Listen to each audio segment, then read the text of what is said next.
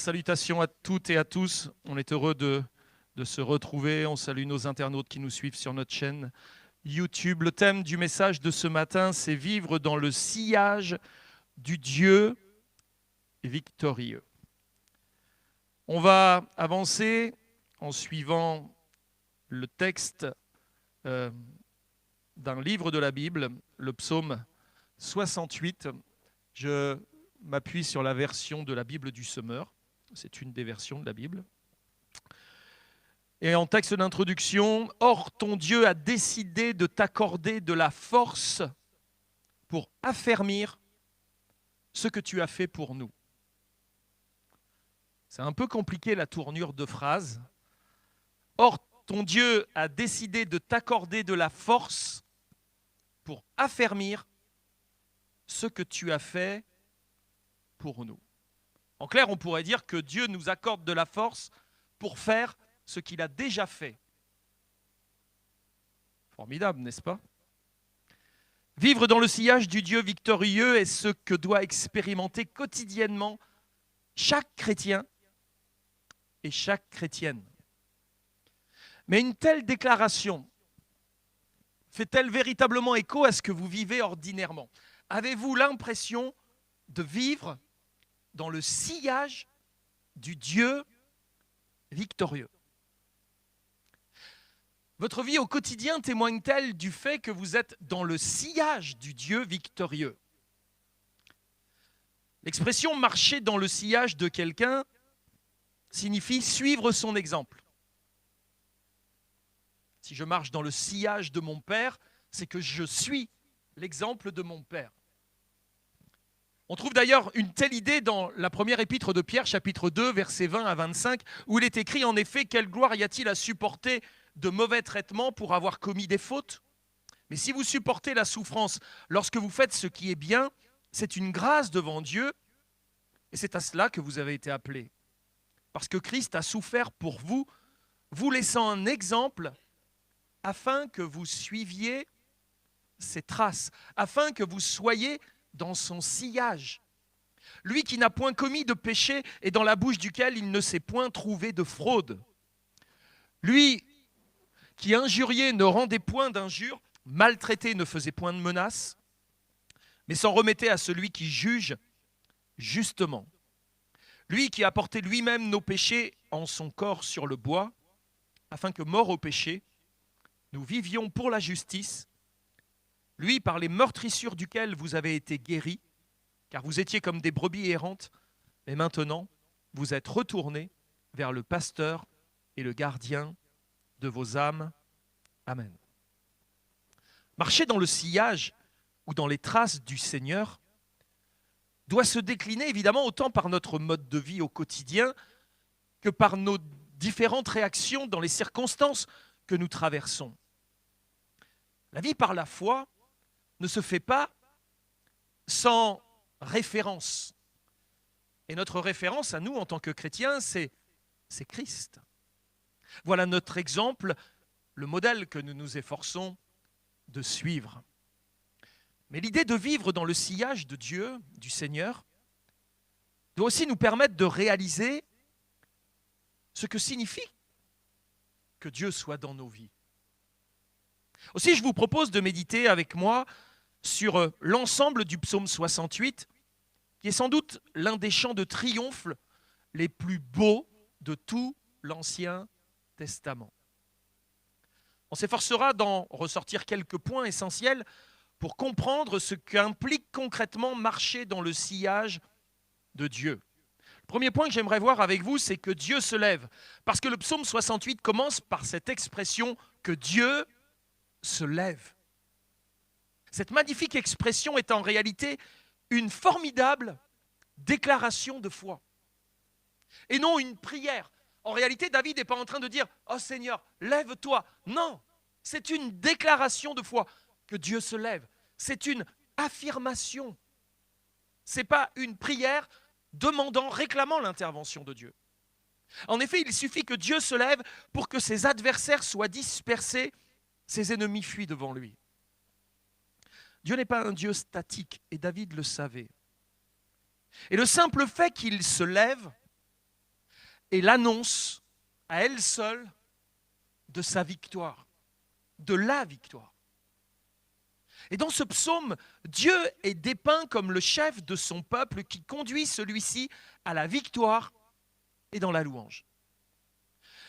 Vivre dans le sillage de Dieu, c'est vivre dans la dynamique de la victoire et de la louange qui l'accompagne toujours. Cependant, beaucoup de chrétiens traversent leur vie comme si elle n'était qu'une succession de défaites, de revers douloureux. Ils ont une mauvaise perception parce qu'ils regardent davantage à leurs résultats à eux qu'aux résultats de Dieu, à leur propre force et capacité plutôt qu'à celle de Dieu. Leurs yeux se portent communément sur leur accomplissement, leurs échecs et leur analyse finale qui est souvent peu réjouissante. Vivre dans le sillage de Dieu, c'est ne plus considérer à ce qui découle de nos propres possibilités et des résultats qui les accompagnent, mais c'est avancer en rapport des possibilités et des résultats qui accompagnent la présence de Dieu. Si nous regardons à nous, on ne fera jamais rien. On n'avancera jamais. Il nous manquera toujours 2 € pour en faire 3. Il nous manquera toujours la santé. Il nous manquera toujours le temps. Il y aura toujours quelque chose qui fera défaut. Notre pouvoir de concentration, nos circonstances familiales difficiles, on trouvera toujours des raisons pour ne pas entrer dans ce que Dieu souhaite. Ce n'est pas à nous qu'il faut regarder, mais c'est à lui. Ainsi, notre louange n'est plus une sorte de récompense que nous offrons à Dieu parce qu'il nous a bénis, mais nous le louons pour ce qu'il est, pour ce qu'il a fait et pour ce qu'il fera.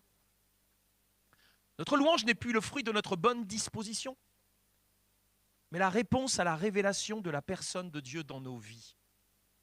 Selon les commentateurs, le psaume 68 a été écrit à un moment particulier pour célébrer le transport de l'arche de l'Éternel de la maison d'Obed-Édom jusqu'au nouveau tabernacle que David avait dressé sur le mont Sion à Jérusalem. Ça, vous pouvez le lire dans le deuxième livre du prophète Samuel, au chapitre 6, du verset 2 au verset 18. À ce titre, ce psaume nous rappelle aussi les paroles de Moïse au moment où l'arche de l'Alliance fut portée au devant des enfants d'Israël qui entamaient leur périple dans le désert. Dans le livre des Nombres, au chapitre 10 et au verset 35, il est dit quand l'arche partait, Moïse disait, et regardez la parole, « Lève-toi, Éternel, et que tes ennemis soient dispersés, ceux qui te haïssent fuient devant ta face. » Ainsi le psalmiste annonçait sa confiance en Dieu qui vaincra les ennemis d'Israël, car ces derniers disparaîtront comme la fumée se dissipe devant un vent fort, comme la cire fond devant un feu. Aucun ennemi ne peut se mesurer à Dieu. Vivre dans le sillage de Dieu, c'est être plein d'une certitude qui est le témoignage de la foi que nous avons en notre Dieu. Plein d'une certitude. Le cœur rempli d'une certitude. Faut-il attendre d'avoir la bénédiction pour être sûr que Dieu soit le Dieu de la bénédiction? Faut-il attendre d'être guéri pour être sûr que Dieu est le Dieu de la guérison? Faut-il attendre que nos problèmes soient résolus pour confesser que Dieu est celui qui est tout-puissant sur toutes nos circonstances? Mais bien sûr que non. Il suffit de lire la Bible pour savoir qui est notre Dieu. Peut-être pour certains aussi se rappeler quelques souvenirs passés où Dieu a agi dans leur vie d'une manière tout à fait particulière. Et si nous sommes tous là ce matin, c'est parce que Dieu a agi au moins une fois dans notre vie d'une manière particulière en se révélant à nous.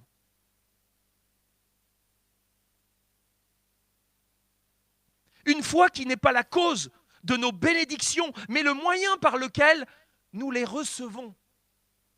Ma foi n'est pas la cause des bénédictions, mais le moyen pour les recevoir. En effet, toutes nos bénédictions et grâces infinies de Dieu doivent lui être directement attribuées. Cependant, la foi a souvent été dépeinte comme étant la cause de nos exaucements et Dieu le moyen d'y parvenir.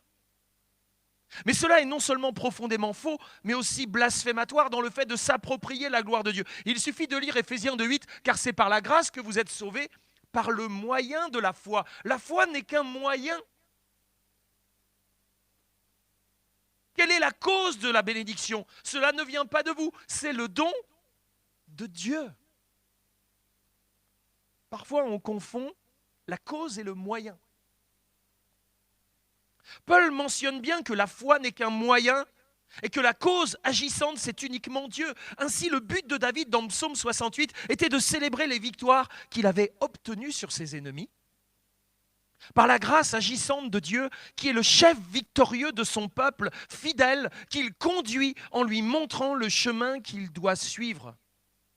Nous n'avons pas un Dieu qui reste assis, stoïque.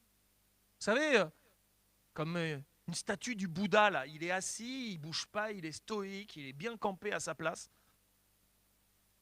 Nous n'avons pas un Dieu assis, stoïque, devant les événements, impassible à nos souffrances, aveugle face aux injustices. On n'a pas un Dieu comme ça. Quand Dieu se lève, c'est que le moment est venu d'établir sa justice et de faire rendre compte à tous ses adversaires, car le temps de sa patience est révolu. Le temps de sa patience est un temps de grâce. Le temps qu'on est dans la patience de Dieu, c'est qu'on vit à l'intérieur de sa grâce. Quand Dieu se lève, c'est que le temps de sa patience est révolu. Et moi, je vous le dis, Dieu est en train de se lever. Je ne sais pas si c'est bon signe pour tout le monde. Mais Dieu est en train de se lever. Ainsi, lorsque Dieu se lève, c'est la joie qui descend dans le cœur de son peuple fidèle. La présence de Dieu est efficace. Ceux qui s'opposent à lui, à son peuple, connaissent la défaite et la ruine, tandis que ceux qui lui appartiennent connaissent la joie de sa faveur. Si l'homme infidèle doit craindre à juste titre le fait que Dieu se lève, pour l'homme fidèle, la femme fidèle, c'est le moment de manifester toute son allégresse, une joie sans mesure. Relevez votre tête, votre délivrance approche. C'est une joie, ce n'est pas une crainte. Psaume 68, versets 4 à 5, alors les justes se réjouiront. Ils seront dans l'allégresse devant leur Dieu. Ils pousseront des cris de joie. Chantez à Dieu. Célébrez-le par vos chants. Louez son nom. Frayez la voix de celui qui chevauche les nuées. Il a pour nom l'Éternel. Réjouissez-vous devant lui. Vivre dans le sillage du Dieu victorieux, c'est être dans la joie. Être dans la joie. Ce n'est pas la joie émotionnelle que nous manifestons lorsque les circonstances nous sont favorables.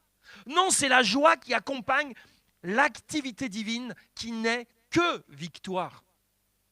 Si je regarde à mes circonstances, mon Dieu, qu'est-ce que je vais être triste. Je vais être triste. Mais si je regarde à l'activité de Dieu, je suis plein de joie. Je suis rempli d'allégresse. Nos yeux sont trop tournés vers nous. Il faudrait peut-être un peu plus les tourner vers Dieu. Nous sommes nombrilistes, anthropocentrés. Au lieu de regarder à Dieu et à son activité et de se réjouir de l'activité de Dieu, on est en train de se plaindre de nos circonstances. La semaine dernière, j'étais sur Internet pour regarder ce qui se passe dans les églises d'Ukraine. Un pasteur, il y a quelques années, avait un projet de construction d'église en Ukraine. Alors, il s'est mis devant l'église, devant le conseil d'administration de l'église, et ils l'ont tous pris pour un fou. Vous savez pourquoi? Il voulait construire un grand sous-sol sous l'église. Tout le monde disait, mais pourquoi tu veux construire un sous-sol sous l'église? On construit une église, on n'a pas besoin d'avoir un sous-sol. Qu'est-ce qu'on va faire d'un sous-sol? Je ne sais pas. Je pense qu'il faut qu'on construise un sous-sol sous l'église. On va creuser, puis on va faire un grand sous-sol. Que Dieu soit béni. Le conseil d'administration et toute l'église a suivi. Ils ont creusé un sous-sol. Aujourd'hui, il déclare que dans son église, il avait prévu des conférences avec d'autres églises, avec d'autres chrétiens. Tout l'agenda a été rempli pour des conférences dans cette église, pour rassembler des chrétiens, pour vivre des séminaires, des choses ensemble. Ils ont dû tout annuler le programme. À la place, dans le sous-sol de l'église, aujourd'hui, c'est plein de réfugiés. Plein de gens qui viennent dans l'église, vous savez pour faire quoi? Pour s'abriter des bombes. Ils sont plusieurs centaines dans l'église. Des gens qui ne seraient peut-être jamais venus à l'église sont aujourd'hui dans l'église et ils ne peuvent pas en sortir parce qu'ils sont sous les bombes. Et pendant ce temps-là, les chrétiens sont là en train de chanter des cantiques et le pasteur en train de prêcher dans le sous-sol de l'église. Si je retrouve la vidéo, je vous l'amènerai, je vous la passerai. Et vous voyez tout le monde en train de chanter des cantiques avec des sourires jusque-là. Les bombes leur tombent dessus, ils ont des sourires jusque-là. Vivre dans le sillage du Dieu victorieux, c'est être dans la joie. Dans la joie. Quand je les ai entendus chanter ce cantique et que je les ai vus heureux, joyeux, je dis, mais c'est pas une église en Ukraine, c'est pas possible. C'est pas possible. Le Dieu de proximité qui est aussi celui qui pourvoit. Psaume 68, versets 8 à 11. « Oh notre Dieu, quand tu sortis devant ton peuple, quand tu marchas dans le désert. » Pause. Des fois, il faut faire des pauses et réfléchir. Pause. Alors la terre trembla, le ciel se fondit en eau par devant Dieu. Le Dieu du mont Sinaï, par devant Dieu, Dieu d'Israël, tu as répandu, ô Dieu, la pluie de ta bienveillance pour fortifier le peuple qui t'appartient quand il était épuisé. Ô Dieu, ton peuple s'est installé en ces lieux que dans ta bonté, tu as préparé pour y établir les pauvres. Dans ce passage, David décrit la progression d'Israël du début à la fin de sa marche dans le désert. Dieu conduisit son peuple depuis le Sinaï à travers le désert jusqu'à la terre promise. Et à travers cette marche, nous voyons que Dieu prit soin de son peuple. La pluie de sa bienveillance, faite pour fortifier son peuple épuisé, était sans doute une description de la manne venant du ciel pour les nourrir. Et par ce psaume, David désirait faire prendre conscience à son peuple que Dieu n'avait pas changé. C'est toujours ce Dieu-là dans lequel nous croyons. Il avait accompli sa promesse à Israël en le conduisant dans la terre promise. Il avait continué à pourvoir à leurs besoins et à manifester sa bonté dans cette terre. Dieu est celui qui marche au-devant de son peuple, celui qui lui fait traverser des déserts au cœur desquels il ouvre le ciel pour répandre sa grâce avec abondance sur le peuple qu'il s'est choisi. C'est un Dieu de proximité qui pourvoit aux besoins de ceux qui appellent à lui. Vivre dans le sillage du Dieu de victoire, c'est voir se briser sur nous les jougs de servitude. C'est marcher au milieu de la mer ouverte. C'est boire l'eau du rocher qui nous suit d'étape en étape. Et c'est manger le pain du ciel, le pain des grands. Il y a beaucoup d'inquiétudes au milieu du peuple de Dieu. Je me dis, les chrétiens ont perdu beaucoup à travers la Covid et aujourd'hui la guerre d'Ukraine. D'où vient cette tristesse? D'où vient cette nonchalance? D'où vient cette apathie? D'où vient cette peur? Aucun de nous n'est mort et que Dieu soit béni. Et les bombes, ce n'est pas sur notre tête qu'elles tombent. C'est juste qu'on va payer un peu plus cher le gasoil. Mais alors, Dieu pourvoit ou pas? Il prendra soin de nous. Il sera avec nous. Nous devrions être dans la joie, alors que Dieu se lève Nous, le peuple de Dieu, nous devrions être dans l'allégresse et dans la confiance et dans la foi. Ne pas être dans l'hésitation et la nonchalance. Il y a beaucoup d'inquiétudes dans le peuple de Dieu. Parce qu'il avance encore trop souvent en se reposant sur ses analyses rationnelles plutôt qu'en mettant sa foi dans le Dieu Tout-Puissant. Quand tu te projettes dans l'avenir, dans les années à venir, est-ce que tu vois des choses positives ou est-ce que tu vois des choses négatives? Moi, je vous le dis, les chrétiens aujourd'hui, quand ils se projettent dans l'avenir, ils voient du négatif. Ils ne voient pas du positif. Ah, ça va être dur. De toute façon, le président, il l'a dit que ça allait être dur. Tout va augmenter. Comment on va faire? Comment on va s'en sortir? Tout augmente sauf nos salaires. Comment on va faire? Vous allez activer la foi comme jamais. Si jusqu'à aujourd'hui, vous n'aviez peut-être pas besoin de manifester la foi dans vos vies, là, celui qui ne l'a pas va être en gros problème.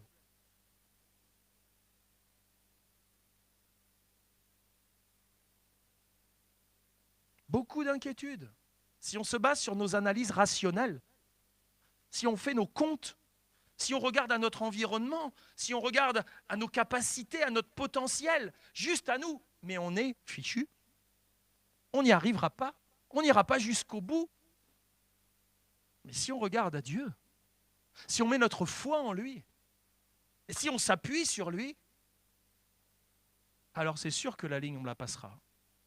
Vivre dans le sillage du Dieu de victoire, c'est être poussé dans nos retranchements et laisser à Dieu seul la possibilité d'agir. Est-ce que vous aimez être poussé dans vos retranchements? On n'aime pas être acculé. Lorsque Israël, sous la conduite de Moïse, se voit conduit par Dieu jusqu'à la mer Rouge et qu'il voit la fumée des chars égyptiens qui s'approchent,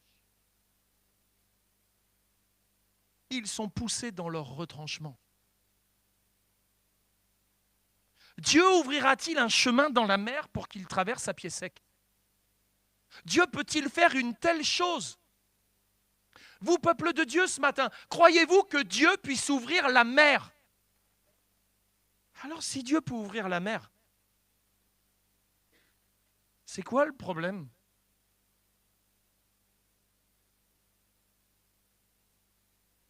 Ce Dieu qui a ouvert la mer, peut-il la refermer sur les Égyptiens et noyer les problèmes? Vous le croyez à ça? S'il est capable de nous faire traverser une mer à pied sec et refermer la mer sur tous nos problèmes et les noyer à l'intérieur, mais il est où notre problème en fait? Sur quoi allons-nous baser nos difficultés? Sur quelle impossibilité? À qui regardons-nous réellement? Où nos yeux se portent? À quel endroit notre foi se porte? Moi, je vais vous dire une chose. Je vous donne un conseil très fraternel. Oubliez le pasteur ce matin. Arrête de croire en toi, commence à croire en Dieu. Arrête de croire dans ton patron, commence à croire en Dieu. Arrête de croire dans ton compte en banque, commence à croire en Dieu. Arrête de croire dans la capacité de ton médecin, commence à croire dans la capacité de Dieu. Je ne dis pas qu'il ne faut pas de médecin, mais ton médecin, ce n'est pas ton Dieu. Juste, il est un instrument dont Dieu va peut-être se servir pour te guérir. Mais mets ta foi en Dieu. Une foi qui est mal positionnée ne pourra pas avoir les résultats qui sont ceux que la foi reçoit quand elle est posée en Dieu. Dans le sillage du Dieu de victoire, c'est être poussé dans nos retranchements et laisser à Dieu seul la possibilité d'agir. Dans le sillage du Dieu de victoire, c'est accepter de voir en face ce que beaucoup glissent inlassablement sous le tapis du déni. Suivre Dieu, ce n'est pas fermer les yeux sur les situations.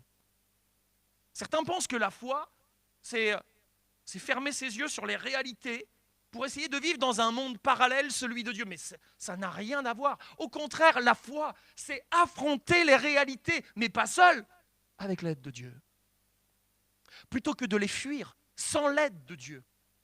La plupart des gens fuient leur réalité. C'est pour ça qu'ils sont sous Tranxène, sous Lexomil, sous toutes sortes de médicaments pour arriver à fuir. Ou alors, ils sont sous alcool ou sous substance.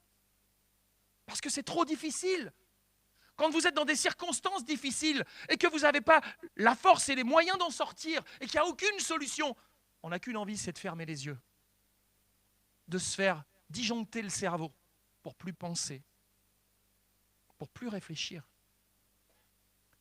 Dans le sillage du Dieu des victoires, c'est percevoir, accepter et s'engager dans une direction que nous ne maîtrisons pas avec la foi que Dieu est celui qui soutient toute chose.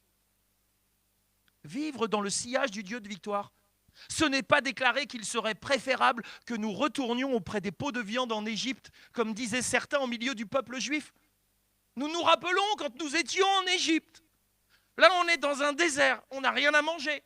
Mais en Égypte, il y avait des pots de viande. Pourquoi on ne retourne pas en Égypte? Mais tu as oublié que tu étais esclave en Égypte? Tu as oublié les coups de fouet des Égyptiens? Préfères-tu la servitude de l'Égypte avec des pots de viande ou la liberté avec Dieu en apprenant à ne dépendre que de lui? Certains préfèrent les assurances, les certitudes avec l'esclavage plutôt que de la liberté avec la foi. Choisis, mon frère, ma soeur. Soit tu campes dans les assurances, les certitudes, il faut que ça tombe. Parce que si ça ne tombe pas, si je n'ai pas mes assurances et mes certitudes, je suis en panique, je suis en stress. Tu comprends, pasteur? Moi, je comprends ça. Soit on est dans nos assurances et nos certitudes, mais souvent c'est avec l'esclavage. Soit on est dans la dimension de la foi, même si les circonstances nous paraissent plus défavorables à l'œil nu. En fait, c'est accepter de sortir de notre zone de confort et se laisser entraîner dans le terrain de l'incertitude en ne comptant que sur Dieu et en ne marchant par la foi que sur sa parole. Waouh! Sortir de notre zone de confort et entrer dans le terrain de l'incertitude. Qui a envie de ça? J'ai qu'une envie, pasteur, c'est sortir de ma zone de confort et entrer dans le terrain de l'incertitude, dans le terrain de la non-maîtrise, dans le terrain où aucune de mes capacités ne sera suffisante. En un mot, si je n'ai pas Dieu, c'est la catastrophe. C'est un terrain dans lequel, si je n'ai pas Dieu, je suis fichu d'entrée. Je n'ai pas le choix de ne pas avoir la foi. Si tu n'y vas pas dans le terrain de la certitude, les circonstances vont t'y pousser. Tous les Ukrainiens, alors que les troupes russes se massaient à la frontière, se disaient « Mais non, il ne va pas rentrer. » Mais non. Ben si. Ils sont passés d'un terrain, d'une zone de confort, dans un pays en paix, à un pays en guerre. Ça va très vite, vous savez, de passer d'une zone de confort à une zone d'incertitude. Il suffit d'un diagnostic médical, d'une prise de sang qui vous revient et vous passez d'une zone de confort, d'une zone de santé à une zone de maladie, une zone d'incertitude. Il suffit de pas grand-chose.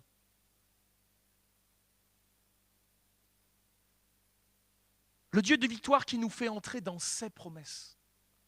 Psaume 68, versets 12 à 15, le Seigneur a dit un mot. Aussitôt, les messagères formèrent une armée nombreuse. Il dit un mot et les messagères forment une armée nombreuse. On va voir de quoi il s'agit. Les rois des armées adverses s'enfuient. C'est la débandade. Et celles qui sont restées à la maison partageront le butin. Resterez-vous en repos? Les ailes de la colombe sont argentées et son plumage est jaune d'or. Lorsque le Dieu Tout-Puissant dispersa au loin les rois, il neigeait sur le psalmon. Le Seigneur dit un mot et la victoire fut entière. Il dit un mot et la victoire fut entière. Et dans ce psaume, David nous rappelle comment Dieu donna le pays de Canaan au peuple d'Israël à l'époque de Josué et des juges. Dieu remporta tous les combats et les femmes entonnèrent alors les chants de victoire. Telles des messagères de bonnes nouvelles qui chantaient lorsque le roi rentrait après avoir gagné la guerre. Lorsqu'un roi gagnait la guerre dans l'Antiquité, les femmes se tenaient sur la route et elles chantaient des chants de victoire alors que le roi défilait avec l'armée des vainqueurs. L'Éternel renversa de grandes armées. Il dispersa au loin les rois qui ne purent lui résister. Et les soldats d'Israël revinrent de leur victoire. Chargés du butin, ils purent alors se reposer, recouverts d'or et d'argent. Dans le sillage du Dieu de victoire, c'est pouvoir entrer dans les promesses divines. Dans le sillage du Dieu de victoire, c'est faire de chaque combat un chant de gloire. Dans le sillage du Dieu de victoire, c'est entrer dans l'abondance du Dieu vainqueur et c'est sortir du méprisable pour entrer dans l'enviable et le glorieux. Vivre dans le sillage du Dieu de victoire, c'est connaître la paix et la stabilité. En effet, après la victoire de Canaan, ce fut la paix pour le peuple qui put se reposer dans l'assurance de la présence de Dieu. Pour Israël, la paix était l'état du peuple de Dieu quand Dieu était au milieu d'eux. La paix n'est pas le résultat d'absence de conflit, mais de la présence de Dieu. Nous, on pense que la paix, c'est l'absence de conflit. Mais la véritable paix dont il est question dans la Bible, ce n'est pas l'absence de conflit, mais c'est la présence de Dieu. Christ nous est dépeint dans la parole comme le prince de paix. Quand il est là, la paix est là, même s'il y a du conflit autour. Un jour, un grand peintre, on lui a demandé de peindre la paix. Ça devait être pour un anniversaire au sein de l'ONU ou je ne sais plus quelle grande organisation. On lui a dit, est-ce que tu peux peindre, faire une grande fresque sur la paix? Alors il cherchait comment peindre la paix, quelle représentation il allait pouvoir donner à la paix. Et quand il a livré son tableau, les gens ont dit, mais t'as pas peint la paix? Il avait peint un paysage tourmenté, une tempête. Le vent soufflait tellement fort que les arbres pliaient, les toitures s'arrachaient. Et on lui a dit, mais on te demande de peindre la paix, tu peins une catastrophe. Il disait aux gens, mais regardez, regardez. Et là, dans le coin du tableau, il y avait un petit nid dans les branches d'un arbre avec 2 oiseaux et leurs petits. Et quand vous regardiez les oiseaux dans le nid, là, vous pouviez voir la paix.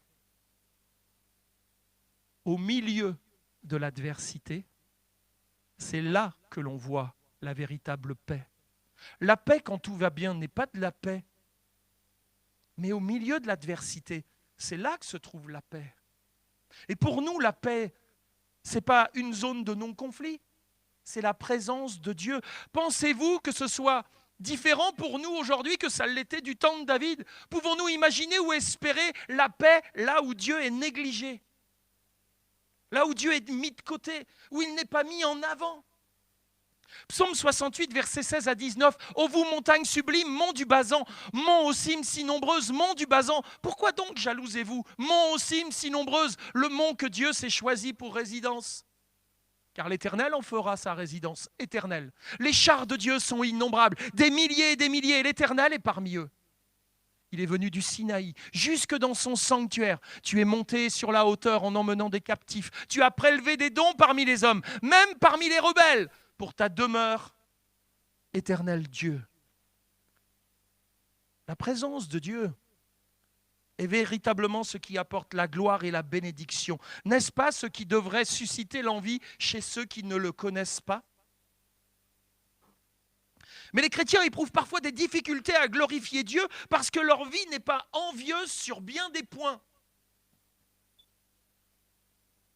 Aussi, ils préfèrent souvent se taire sur leur foi en prétextant être un contre-témoignage à la toute-puissance de Dieu. Je ne peux pas témoigner de ma foi, vu ce que je vis. Seulement, la gloire de Dieu dépendrait-elle directement de l'état de nos vies? Est-ce que la gloire de Dieu dépend de l'état de ta vie? Est-ce que pour refléter la gloire de Dieu, pour que les gens voient la gloire de Dieu, il faut que ta vie soit, elle, glorieuse? Alors, je ne sais pas ce que tu vas mettre dans cette définition-là. Certains vont dire, il faut que je sois en bonne santé, beau, avoir une belle femme, une piscine, les comptes en banque blindés, que je suis habillé tout en costume de marque, à partir de là, je pense que je peux témoigner de Dieu parce que tout va bien dans ma vie et que franchement, tout est glorieux chez moi. La gloire de Dieu ne dépend pas de l'état de nos vies. Devons-nous attendre de vivre une vie facilitée et défaite de problèmes pour pouvoir enfin témoigner de la grandeur et de la gloire de Dieu? Mais la gloire de Dieu n'est pas dépendante de nous. Dieu est glorieux, même si nous, on a l'air de pauvrettes. Dieu demeure glorieux. Et je peux témoigner de la gloire de Dieu, même si ma vie n'est pas tout à fait le reflet de sa gloire. Et heureusement d'ailleurs, je ne suis pas Dieu. Nous ne devrions pas attendre d'être en bonne santé, sans souci émotionnel ou relationnel, ou même sans souci financier et matériel, pour pouvoir témoigner de la gloire de Dieu. Si nous attendons, ou si nous attendions d'avoir réuni toutes ces choses pour annoncer la grandeur de notre Dieu, alors nous ne témoignerions que très rarement. Un chrétien est une personne dont la vision du monde est directement liée à ce qu'il connaît de Dieu et à la foi qu'il met en lui. Ce n'est pas une personne qui a une vision de Dieu directement reliée à ce qu'il connaît du monde et à ce qu'il en comprend. Il faut voir le monde avec le regard de Dieu et ne pas voir Dieu avec le regard du monde. La victoire qui est à notre Dieu, c'est celle que nous devons proclamer. C'est évidemment une grâce de pouvoir suivre ce cortège triomphant au devant duquel marche le roi des rois. Dieu conduit son peuple, accompagné de milliers de chars qui représentent tous les anges, qui sont à ses ordres et qui ne peuvent être comptés tant ils sont nombreux. Quelle image formidable de l'entrée à Jérusalem, du roi triomphant, tandis que l'arche qui symbolise la présence de Dieu gravissait la colline de Sion, la colline de Jérusalem. Alors que l'arche de l'Alliance gravissait la colline de Sion, David devait sans doute entonner son psaume.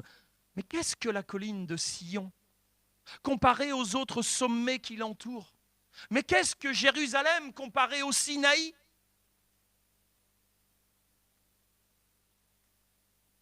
On a l'impression que Dieu baisse de gamme. Il était sur le mont Sinaï, mais quelle gloire! Un lieu élevé!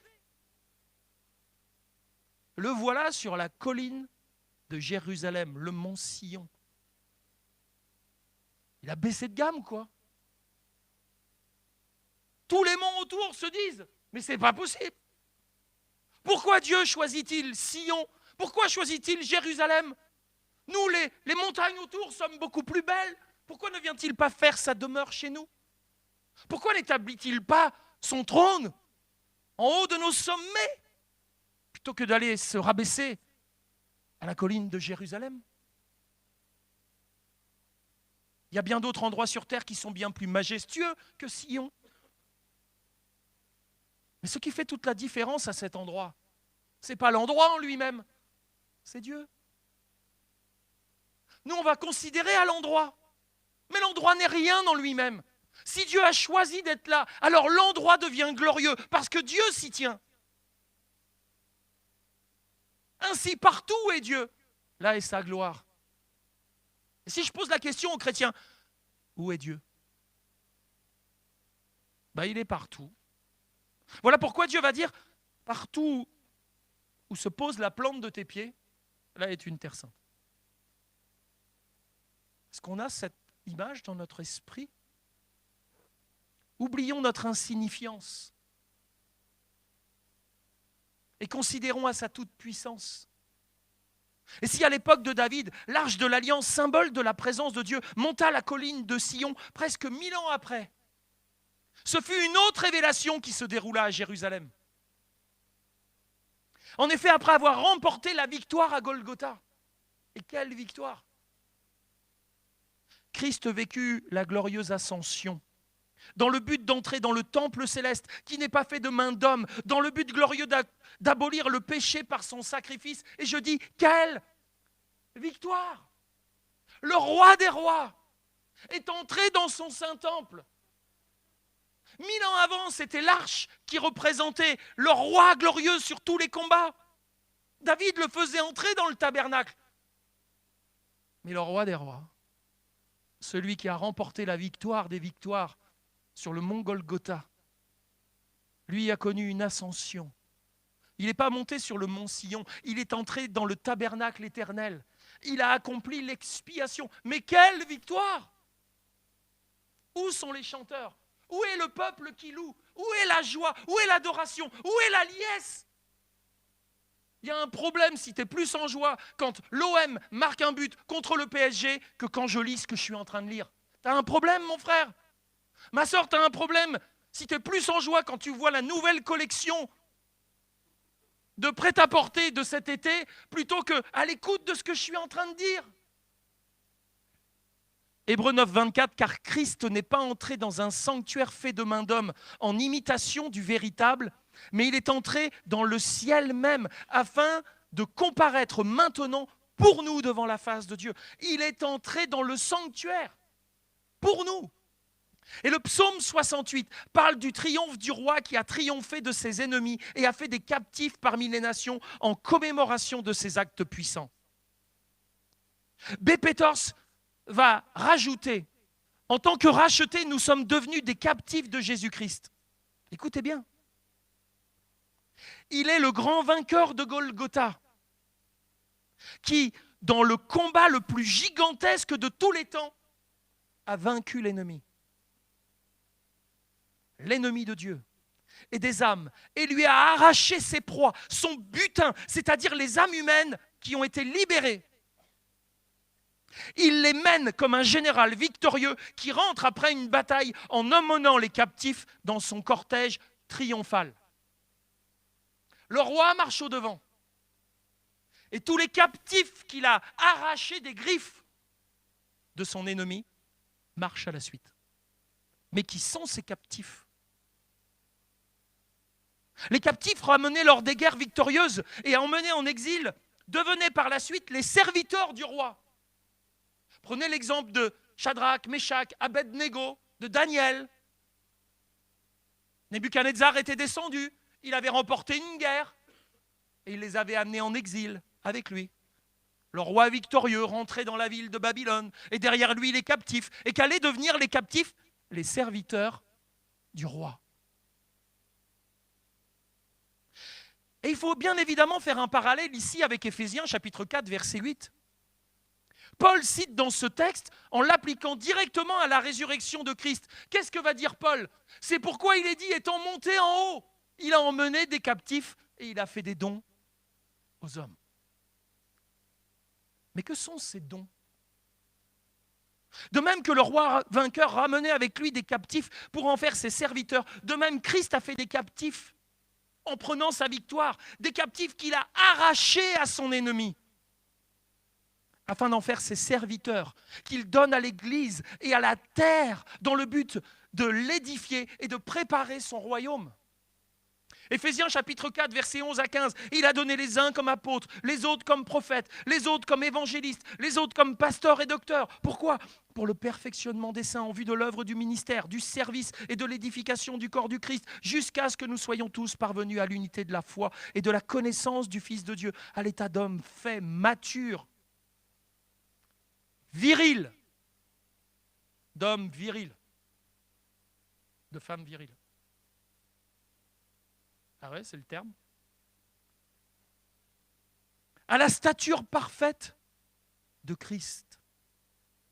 Afin que nous ne soyons plus des enfants flottants et emportés à tout vent de doctrine par la tromperie des hommes, par leur ruse dans les moyens de séduction, mais que professant la vérité dans la charité, nous croissions à tous égards en celui qui est le chef, Christ. Vivre dans le sillage du Dieu victorieux, c'est marcher dans le cortège du roi, libéré de notre ancien maître pour devenir des esclaves serviteurs de Christ. Rien n'est plus glorieux que de s'attacher à cette réalité.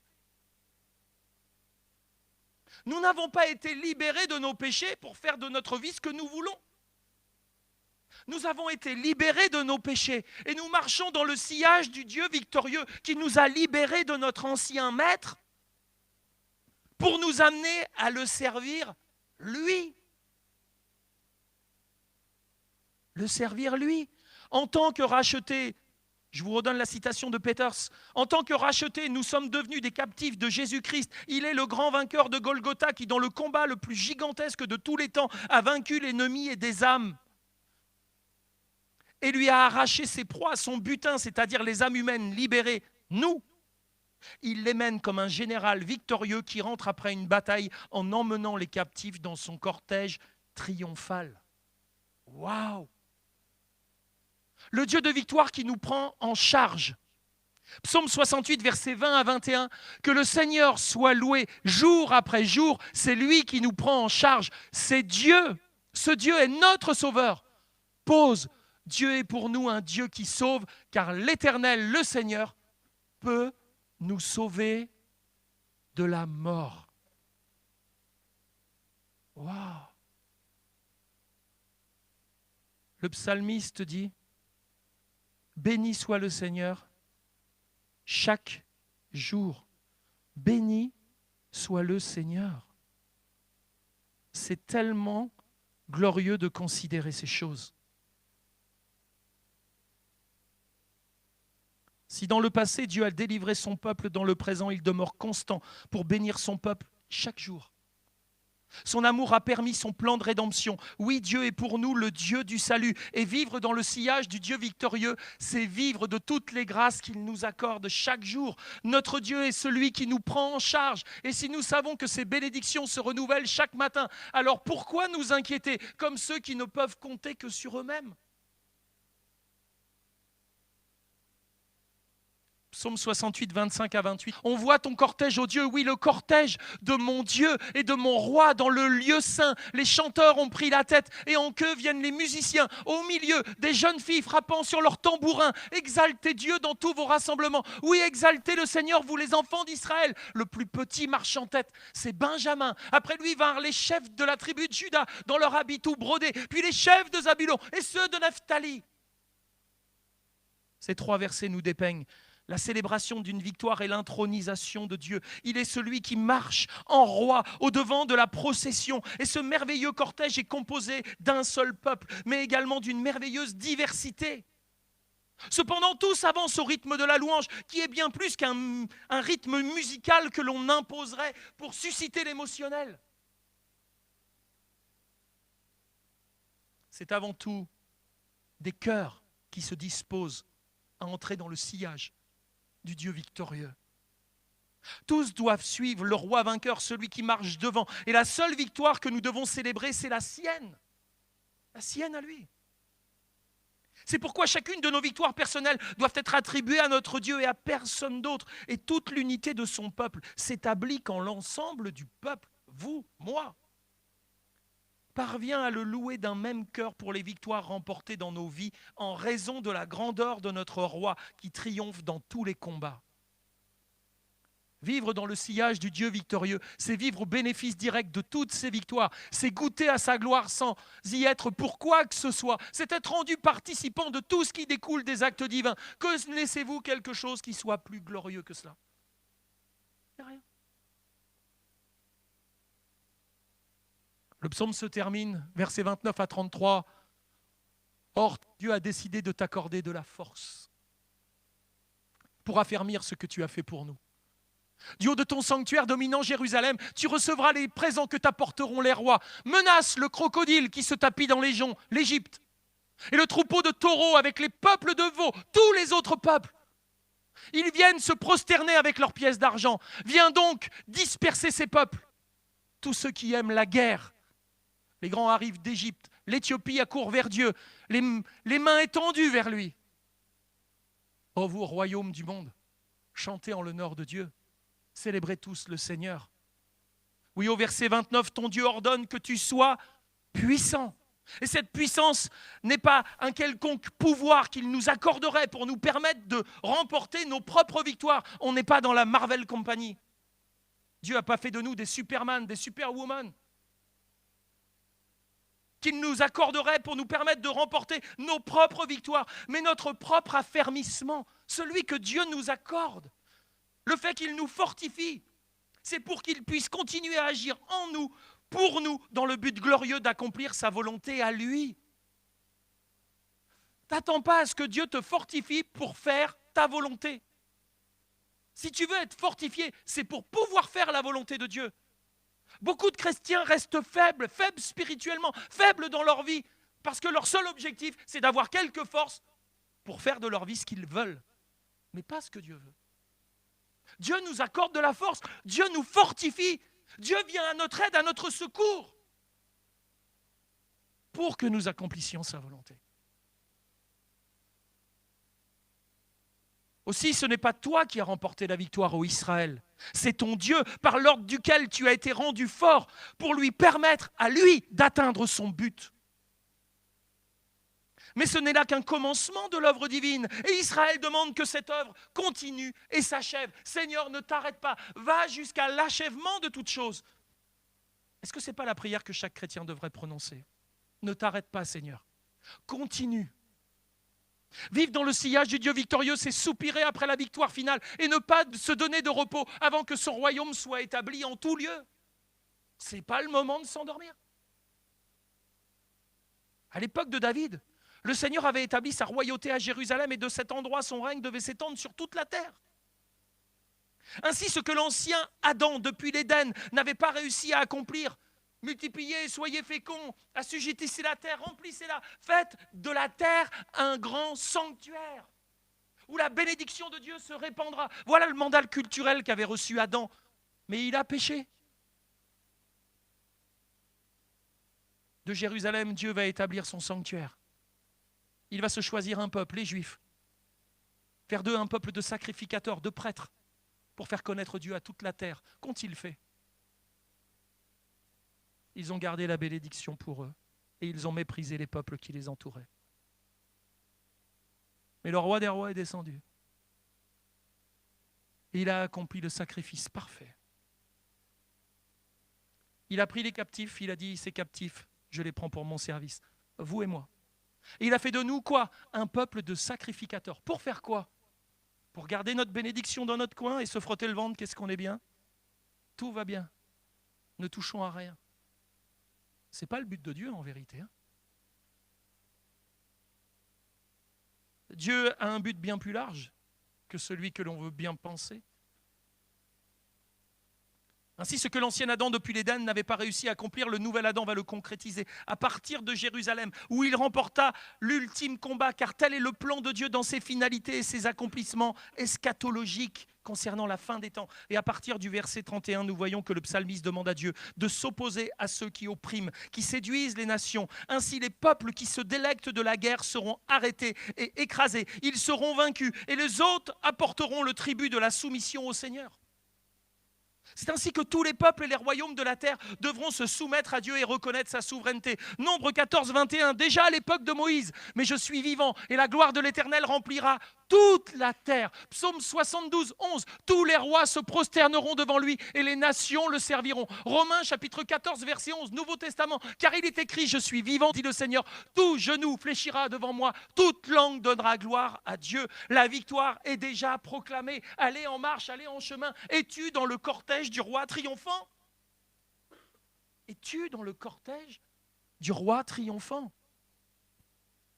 Chantez à celui qui s'avance en chevauchant dans les cieux antiques. Voici qu'il fait retentir sa voix éclatante. Proclamez que Dieu est fort, sa majesté resplendit sur Israël et sa puissance éclate dans les nuées. Tu es redoutable, ô Dieu, du fond de ton sanctuaire. Oui, c'est le Dieu d'Israël qui donne au peuple force et puissance. Loué soit Dieu.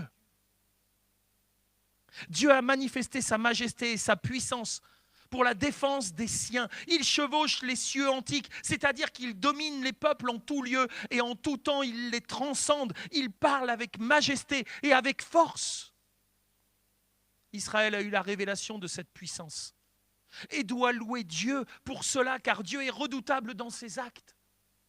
Sa force devient celle de son peuple, bien qu'au-dessus du peuple, il est présent en son sein. Il est l'unique source de leur force. Il bénit son peuple qui le loue. Vivre dans le sillage du Dieu victorieux, c'est marcher au centre de sa volonté. Sortir de ce sillage, c'est être exposé au courant contraire sans parvenir à y résister. C'est affronter le combat sans la force divine pour le mener à terme. Vous sentez-vous vraiment dans le sillage du Dieu victorieux? Et je conclus. Dans la deuxième aux Corinthiens, chapitre 2, versets 14 à 16, Paul va écrire « Grâce soit rendue à Dieu, qui nous fait de temps en temps triompher en Christ. » Toujours triompher en Christ. et qui répand par nous en tout lieu l'odeur de sa connaissance. Nous sommes en effet pour Dieu la bonne odeur de Christ parmi ceux qui sont sauvés et parmi ceux qui périssent. Aux uns, une odeur de mort donnant la mort, aux autres, une odeur de vie donnant la vie. Et pendant qu'il prêchait à Troas, l'apôtre Paul attendait fébrilement le retour de Tite. Mais pourquoi était-il si découragé et inquiet, l'apôtre Paul? Pourquoi? Parce que peu de temps après avoir envoyé sa première épître aux Corinthiens, sa première lettre, il avait appris que les chrétiens n'avaient pas bien perçu ses avertissements et ses mises en garde. Vous savez quoi? On les jugeait trop sévères. Paul est trop sévère. Les chrétiens de l'époque, ils critiquaient aussi ce que les serviteurs de Dieu pouvaient apporter. Paul était meurtri. Il parlait de la part de Dieu.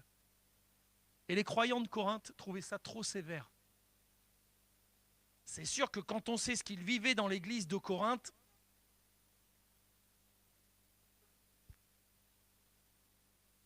ce que disait Paul, ça ne pouvait pas être perçu comme une caresse. Beaucoup d'entre eux avaient même critiqué l'apôtre. Et suite à cet épisode, il avait appris que la situation au sein de cette église avait même empiré. Comment vous voulez que ça aille mieux?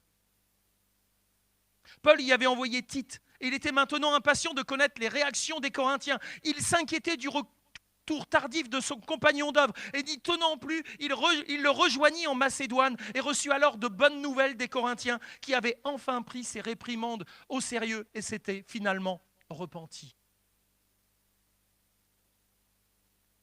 C'est pour cette raison qu'au verset 14, l'apôtre rend grâce à Dieu. Il célèbre la victoire remportée grâce au Christ, conscient que sans lui, les combats sont perdus d'avance. Nos victoires sont effectivement liées à celles remportées par Christ à la croix. Voilà qui est notre Dieu victorieux et voilà le sillage que nous devons tous suivre. L'épître de Paul aux Colossiens, chapitre 2, verset 15, nous explique en effet que Christ a dépouillé les dominations et les autorités, qu'il les a livrées publiquement en spectacle, en triomphant d'elles par la croix. Ces principautés et ces pouvoirs représentant Satan et ses esprits mauvais auxquels les chrétiens étaient autrefois assujettis, c'était leur ancien maître. Et par sa mort et sa résurrection, Christ a triomphé. Étant en Christ, nous avons triomphé avec lui. Et Paul emprunte ensuite une image de la procession triomphale. Il dépeint le Seigneur comme un fier conquérant, entraînant l'apôtre dans son sillage. Partout où le Seigneur se dirige, dans la personne de ses serviteurs, la victoire est au rendez-vous. C'est ainsi que l'apôtre Paul répandait lui aussi en tout lieu l'odeur de la connaissance de Christ, partout où il allait. Des chrétiens apprenaient à mieux connaître Jésus et devenaient ses disciples. Des gens reconnaissaient le parfum subtil du ciel qui baignait l'atmosphère quand l'apôtre prêchait. Et cette odeur céleste et divine qui attirait ces personnes à Christ, c'est cette odeur-là qui les attirait. Chaque fois que le plan du malin qui veut instaurer la discorde et la confusion est déjoué, nous pouvons proclamer la victoire et dire que notre vie est une procession triomphale embaumant le parfum du Christ. Pour ceux qui sont en Christ, cette odeur est celle de la victoire. Mais pour ceux qui sont dans les ténèbres, elle est une odeur de défaite et de mort. Tout dépend duquel côté nous nous plaçons. Le cortège parfumé des vainqueurs a une odeur âcre pour les vaincus. La participation du croyant au fruit de triomphe de Christ est certaine, elle est assurée. 1 Corinthiens 15, 57, et je terminerai. Mais grâce soit rendue à Dieu qui nous donne la victoire par notre Seigneur Jésus-Christ. Alors remercions le Seigneur d'avoir remporté la victoire pour nous à travers sa mort sur la croix et sa résurrection. Il a remporté la victoire. Ce n'est pas une victoire que nous devons attendre, c'est une victoire qui est déjà accomplie, elle est déjà proclamée. Nous marchons déjà dans le cortège, nous les chrétiens, nés de nouveau, remplis de l'Esprit. Nous sommes déjà la bonne odeur du Christ. L'onction a été mise sur nous, il nous a oints de son Esprit. Amen. Quelle joie, quel soulagement, quelle grâce pour nous. S'il est avec nous, de qui aurions-nous crainte? Seigneur, apprends-nous à marcher en vainqueur à notre tour et à répandre le parfum de ta victoire partout où nous allons. Et peu importe si notre vie fait kiffer les autres, je m'en fiche. Peu importe s'ils disent c'est de la marque ou c'est pas de la marque ton costume, je m'en fiche. Peu importe si j'ai un compte en banque rempli ou pas, je m'en fiche. Peu importe si je suis en bonne santé ou pas, c'est pas le plus important. Le plus important, c'est de rendre gloire à mon Dieu. Parce que je suis dans le cortège du roi victorieux. Et bientôt, j'arriverai dans le lieu saint. Là où le roi vainqueur fera son entrée pour l'éternité. Mais quel cortège glorieux! Quelle grâce d'être invité à marcher à sa suite. Oui, nous voulons te célébrer et célébrer ta victoire à travers notre vie, la proclamer par nos bouches et nos actions. Car nous sommes assurés d'être dans son sillage si nous sommes en lui. Seigneur, nous te bénissons et nous te rendons grâce. Tu es le Dieu victorieux, tu es le roi des rois. Tu es vainqueur sur toute chose. Seigneur, et dans ta victoire, tu as emmené des captifs. Et nous sommes ces captifs de ceux que tu as libérés du pire des ennemis. Tu nous as arrachés de son pouvoir, de son autorité. Et tu nous as amenés à ta suite. Tu nous fais marcher dans le cortège victorieux. À ta suite, un cortège de joie, un cortège d'allégresse qui proclame ta victoire. Et quelle grâce, parce que tu as fait de nous tes serviteurs et tes servantes. Un peuple qui se lève, parce que Dieu s'est levé pour nous. Alors nous marchons à sa suite et nous répandons partout l'odeur de la victoire. Pas les plaintes et les gémissements, pas une odeur de mort qui donne la mort. Et nous attendons pas d'avoir des circonstances favorables pour pouvoir proclamer la grandeur et la gloire de notre Dieu. Dès à présent, dès maintenant, encore plus aujourd'hui qu'hier et demain encore plus qu'aujourd'hui, il nous faut proclamer cette réalité. Dieu se lève. Dieu se lève. Peuple de Dieu, prépare-toi à la rencontre de ton Dieu.